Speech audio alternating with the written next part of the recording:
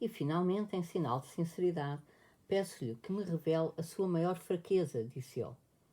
A minha maior fraqueza? Tinha tantas, disse Pierre. A fraqueza que mais do que as outras o fazia hesitar no caminho da virtude, explicitou o maçom. Pierre ficou calado procurando. O vinho, a glutonaria, a ociosidade, a preguiça, fugosidade, a raiva, as mulheres.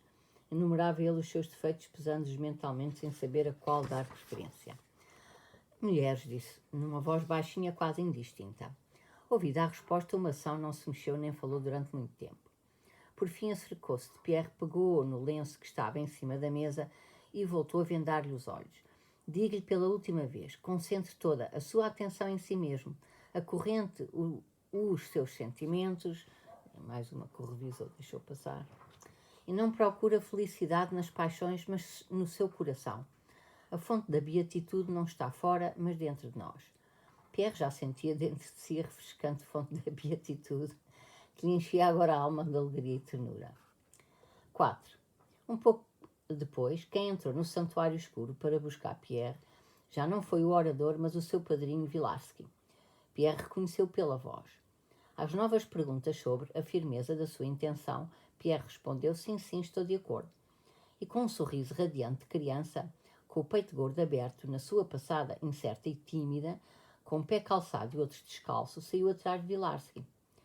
Wilarski, que, empunhando uma espada, tocava com a ponta dela no peito desnudo de Pierre. Foi levado por corredores em frente e para trás, chegando finalmente à porta da loja. Wilarski tossiu, responderam de dentro com as marteladas maçónicas e a porta abriu-se diante deles. Uma voz de baixo, os olhos de Pierre continuavam vendados, fez-lhe várias perguntas: quem era, onde e quando nascer, etc. A seguir, sem lhe desvendarem os olhos, levaram-no de novo para qualquer lado e, durante estas andanças, recitavam alegorias sobre os labores da sua viagem, sobre a amizade sagrada, sobre o eterno arquiteto do universo, sobre a coragem com que devia suportar trabalhos e perigos. Durante esta sua viagem, Pierre notou que o tratavam ora por postulante, ora por sedento, ora por exigente, ao mesmo tempo que lhe batiam de diferentes formas com martelos e espadas. No momento em que o aproximavam de um qualquer objeto, Pierre sentiu que se criara algum embaraço entre os seus guias. Ouviu à sua volta vozes que discutiam em sussurro, insistindo uma dessas vozes em que Pierre deveria ser conduzido por um tapete qualquer. A seguir pegaram-lhe na mão direita, puseram-lhe em cima de qualquer coisa e mandaram-no pegar com a mão esquerda num compasso e encostá-lo ao seio esquerdo, ordenando-lhe também que repetisse o que outra voz lia, ou seja, o juramento de fidelidade às leis da ordem. A seguir, apagaram as velas e acenderam álcool, como Pierre percebeu pelo cheiro, e disseram que ia ver a pequena luz. Tiraram-lhe a venda e Pierre, como num sonho, viu à luz fraca do álcool a arder várias pessoas que, com aventais iguais aos do orador, estavam à sua frente, apontando-lhe ao peito e as espadas. Entre eles havia um homem de camisa branca ensanguentada.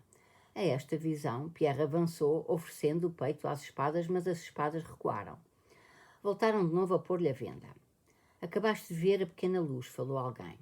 Depois, de novo, acenderam as velas e disseram...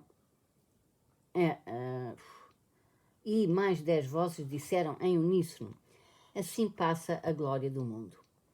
Pierre começou a cair em si pouco a pouco e pôs-se a observar a sala onde se encontrava e também as pessoas. A uma mesa comprida coberta de pano negro estavam sentadas umas 12 pessoas, com os mesmos trajos que Pierre vira antes.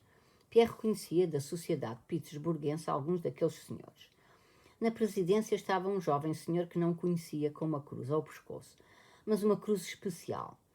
À sua direita estava o abade italiano que Pierre vira 2 anos atrás no salão de Anna Pavlovna. Havia ainda um dignatário importante e um preceptor suíço que vivera em tempos em casa dos Karaguin.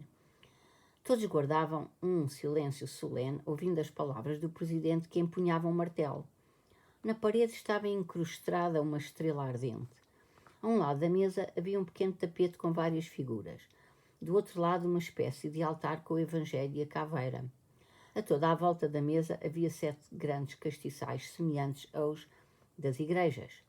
2 dos irmãos levaram Pierre até junto ao altar, colocaram-lhe os pés em ângulo reto e mandaram-no deitar-se, dizendo-lhe que assim se arrojava perante a porta do templo. Antes tem de receber a trolha, disse em sussurro um dos irmãos. Deixe lá, por favor, disse outro.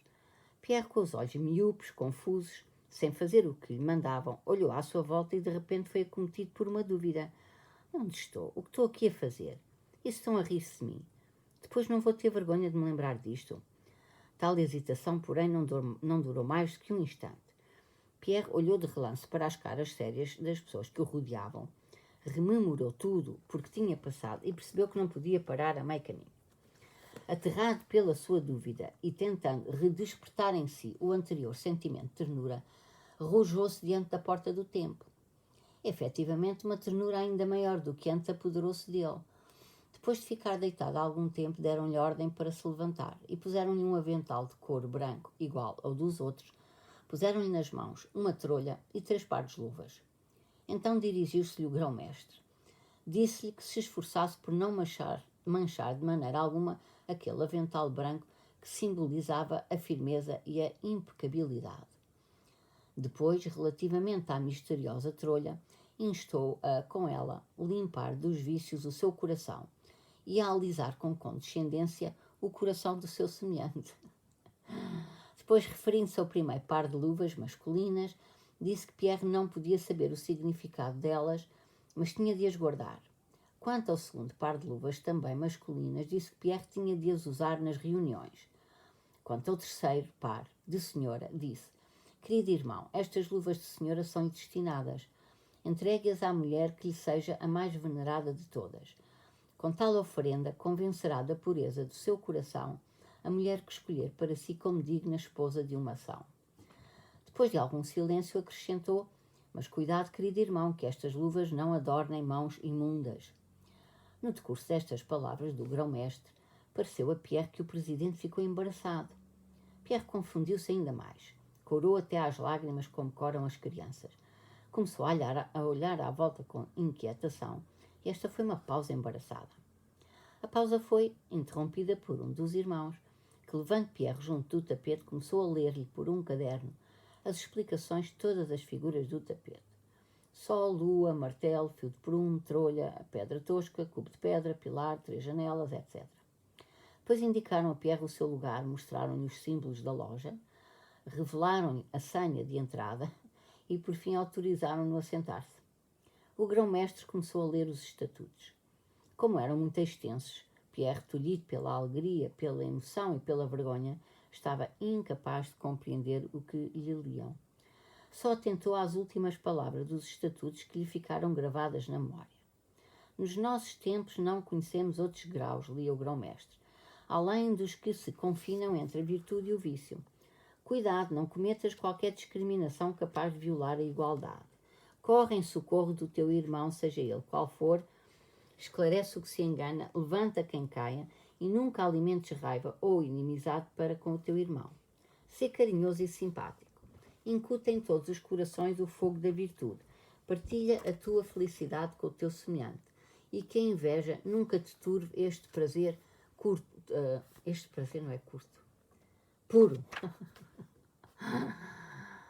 Perdoa o teu inimigo, não te vingues dele a não ser fazendo-lhe bem.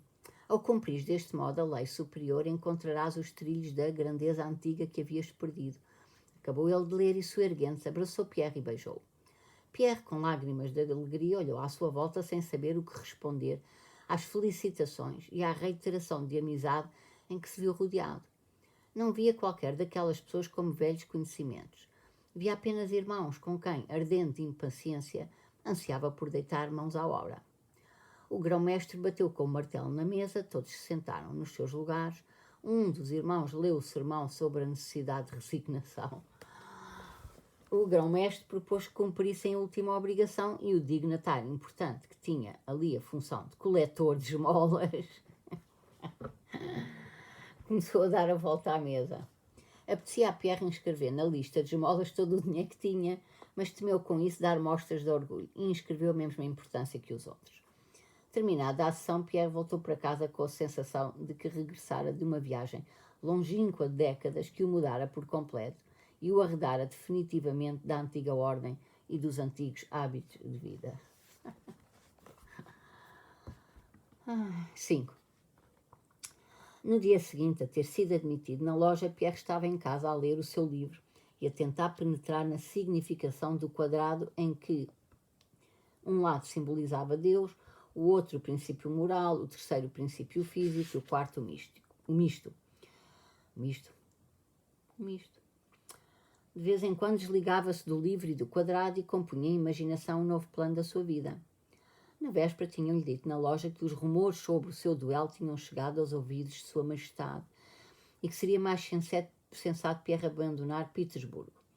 Pierre planeava ir para as Herdades do Sul e lá dedicar-se aos seus camponeses. Refletia com alegria nesta nova vida quando, inesperadamente, entrou o príncipe Vassili. Meu amigo, que asneira fizeste em Moscou? Porque te zangaste com Liolia, mon cher.